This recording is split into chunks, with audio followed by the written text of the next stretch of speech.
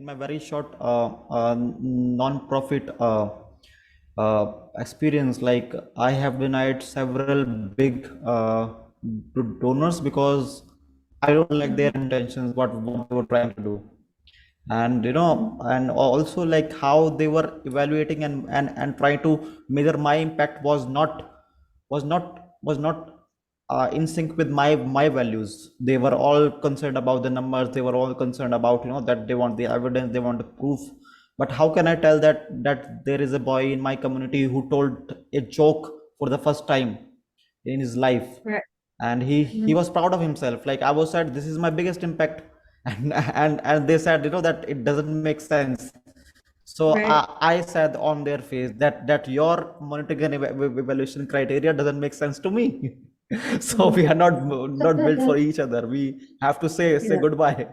So yeah, Mhm. yeah, we have to like money is not everything. Like first of all, like it's Mhm. the is the thing that happiness, that laughter, that confidence in my participants face is invaluable.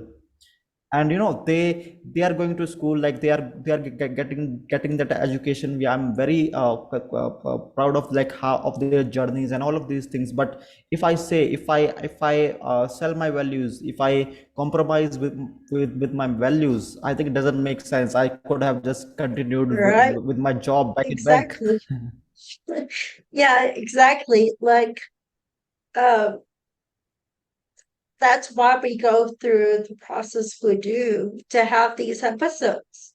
Because if we meet people and their values and morals and they're dead set on just trying to sell you their business, or they're not dedicated to the disability community. They're basically wanting to get on to sell a product or sell an idea, you know.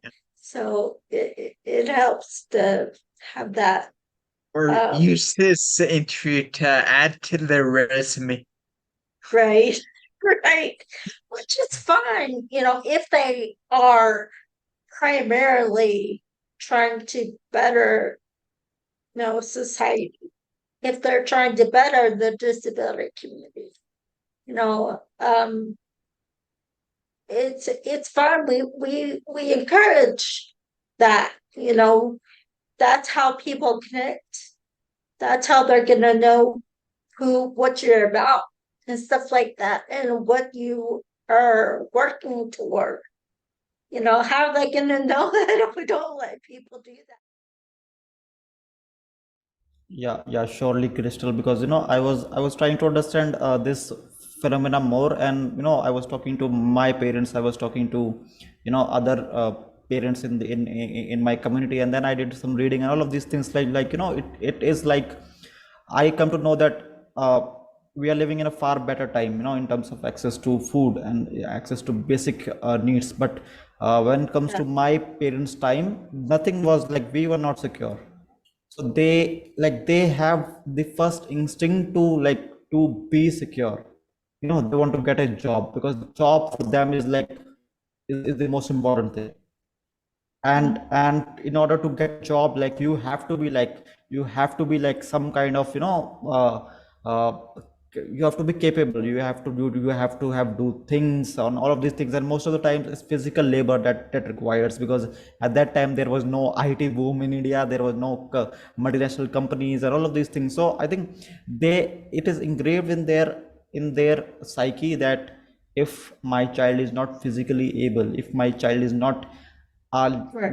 not in terms with all of these requirements, then he will die of hunger. Because we have seen these things happening in the previous generations. That generation have seen droughts, that they have seen famine and all of these things. So I think uh, it's understandable from where they are coming, right? And so and in this generation things have changed so drastically. Like now better access to jobs are there, now better access to resources are there, food is there, everything is there, but that mentality is still there, of they Yeah. have gone through that trauma, and it will reflect in their in how they parent, that their parenting as well.